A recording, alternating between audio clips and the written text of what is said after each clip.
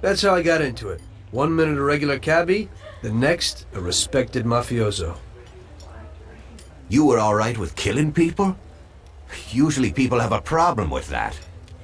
You know, I ain't one of those people with a thirst for blood. I don't need violence in my life, and I don't look for trouble, but I also don't have any remorse. They wanted to outsmart us, so we had to outsmart them. No excuses. It was all the same to me. I wasn't interested in the fates of other people. Everybody said it was just business, and that the family sticks together. It was different from living alone and nobody giving a damn about you. Suddenly you're respected by all the people you meet. Everybody knows you can help them, but you can also destroy their lives. And everybody tries to ingratiate themselves to you. And what about the police? You just walked away, just like that, from a massacre. Didn't you have any problem with this? You work for the police. You ought to know. You know, the Mafia runs the whole city. The Salieri family makes over 25 million bucks every year. The papers were full of it. But nobody saw nothing. If they wanted to stay alive. We paid off the bureaucrats $6 grand a month. Your bosses had liquor at trade price and got payouts for special jobs from both Salieri and Morello. Case closed, lack of evidence. Cops would even move shipments of drink for us. I guess you'd have heard something about that. So what about your two friends? Well, they were better off than you'd think. Salieri had a good doc for his boys, and it's not like he ever asked any questions. In a few weeks, they'd be healthy and back on the streets again. The only one who worried us was Morello. He wanted to be the big cheese, which Salieri couldn't let him do. Salieri had no intention of being in second place. You know, a person becomes a Don because of his thirst for power, and he doesn't care about any other rules than his own. That's how it is, Detective. So he'd be his own boss, independent of the police, of the state, of anyone. That's why a person becomes a Don. Salieri and Morello both wanted it all. They kept sparring with each other, but they both knew that if it all blew up, it would be hell. The big difference between them was in their methods. I heard a little story about Morello.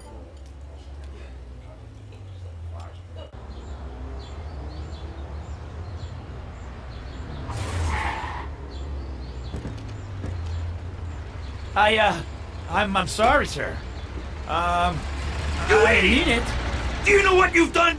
You know how much that car cost? I was driving slowly, Mr. Morello. I don't know how, Do you mean to say that I crashed into your car? no. Sir, I wanted, no, sir, No!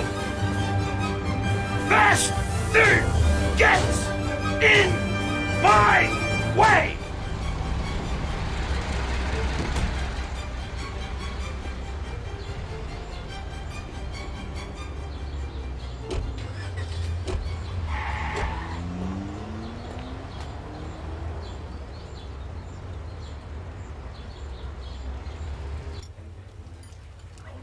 Salieri built his respect as a businessman.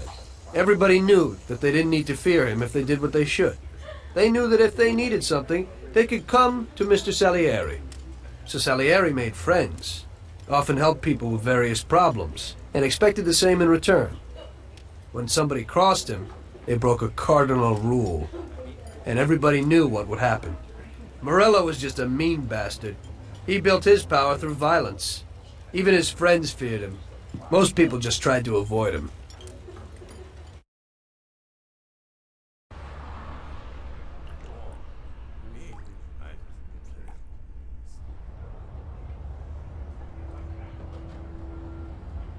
Listen, Tommy, I have a delicate job for you. I don't know anyone else who could do it better than you. You're a good driver, and you have experience. Well, to make it simple, tomorrow all the best motors are going to race at the city track. And I bet on one kid who's been a favorite up until now. I helped him along in his career a little. I like fast cars, and I said to myself that I could make back a little on that investment. You understand? And then Ralphie starts saying that some European has come over, and his car is certain to win. Ralphie knows cars. He's real good with them. But otherwise he's a complete moron. What, he couldn't have told me before I bet on the kid? But still, what the hell is a guy, God knows from where, doing here? These are American races.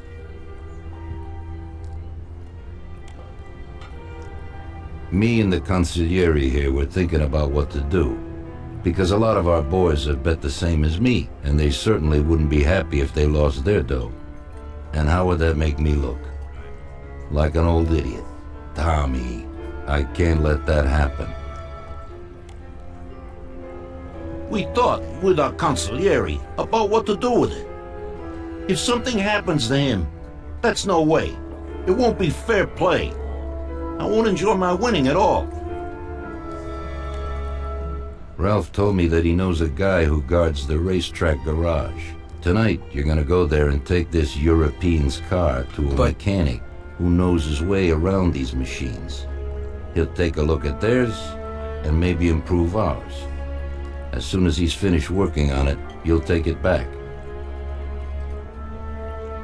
It's important that the car is back in its place before anybody catches on.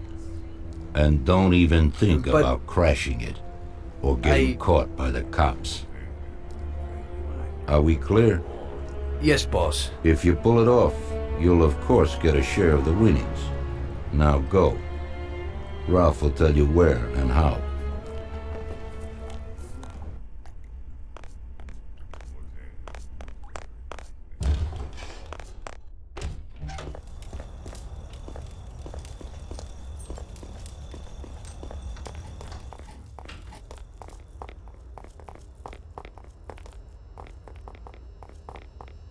Hey, Ralphie, you got some news about this job? Sure, Tommy.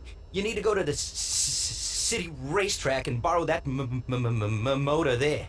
My friend Bobby works there. Go around back there and along the way is the gatehouse. Tell Bobby that Ralph sent you, and Bobby will take you to the car. It's already been agreed with him. And then?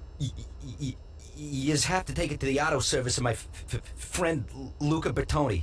It's in Newark under the Giuliani Bridge. He'll take a look at it and tune it a little. And then you just take it back. This should be easy enough. But you gotta get it done before 1:15 a.m. when the guard changes, so that nobody knows that somebody drove the motor in the night. There can't even be a scratch on it, and try to avoid the cops. They mustn't catch you. And how'll I get there?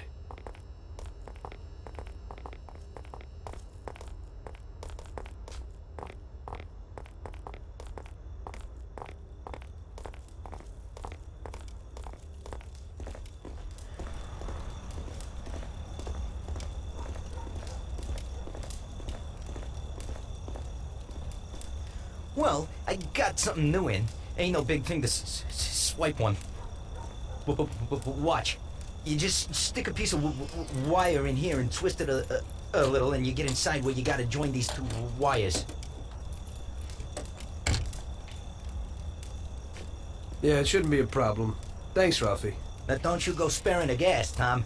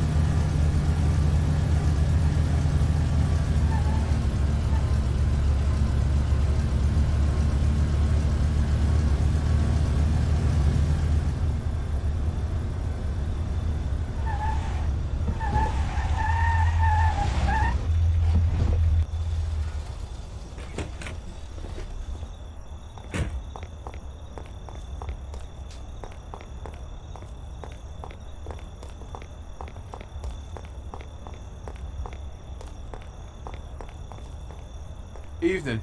You must be Ralph's friend. That's right. Okay, we'll take your car.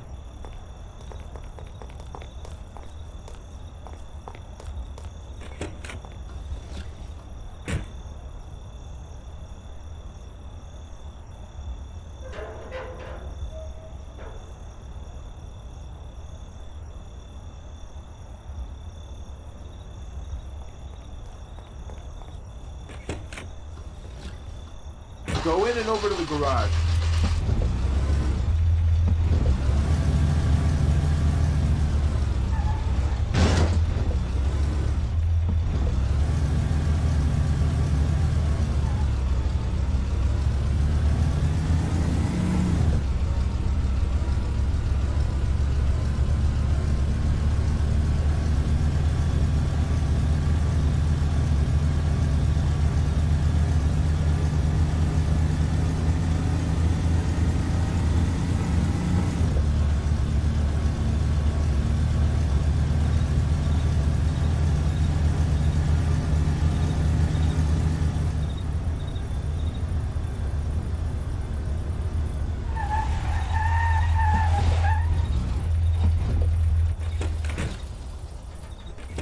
Okay, we're here, buddy. Come on, we haven't got a lot of time.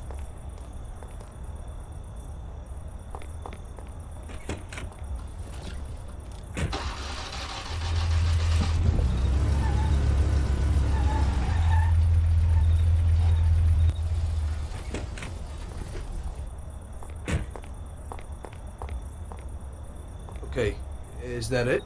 Yeah, buddy, be real careful. There can't even be a scratch on it. And avoid the cops like the devil, because this car will be real obvious. That's right. In about half an hour, the second guard will come. So you gotta be back by then, buddy. And be real careful, that car goes fast. Maybe it's the fastest car in the world, who knows? Sure, Bobby, no problem. I'll take care of it in a half hour.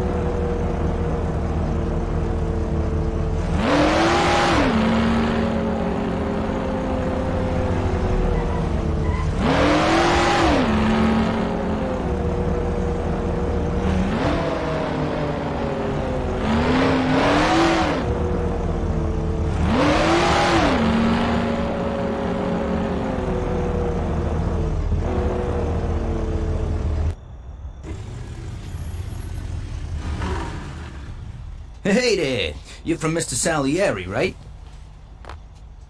I'm Lucas Bertoni. Hi, I'm Tom. They say you can take the bite out of this monster. I reckon so. Well, you'd better get moving. We only have 27 minutes left. That ain't much time.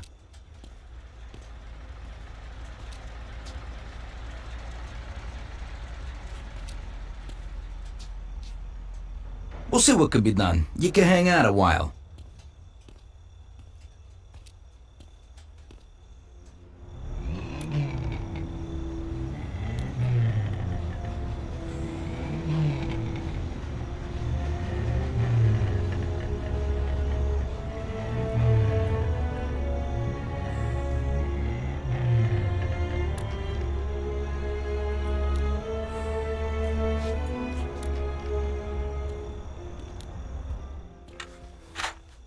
Hey, how's it going in there? Just finished. You can go. But you're gonna have to hurry. It ain't gonna run as well as when you first brought it in. Thanks. Mr. Salieri appreciates your work. Sure, give my regards to him. If he ever needs anything again, I'd be glad to help out. I bet on the same driver as him.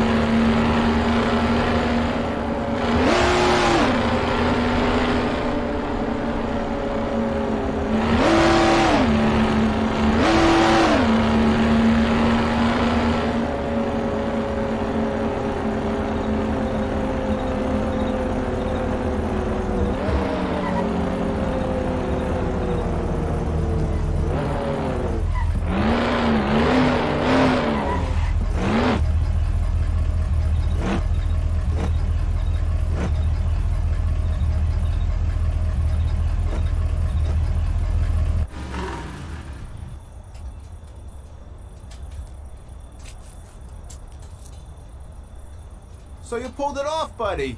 And the car isn't even scratched. Thanks, Bobby. It really was the fastest car in the world. Sure is. We're lucky you managed it. I bet on the Don's car, too. It seems everybody did. I bet on it. So did almost everybody in my neighborhood. I figure the driver's pretty important, too. Sure. Well, I won't keep you.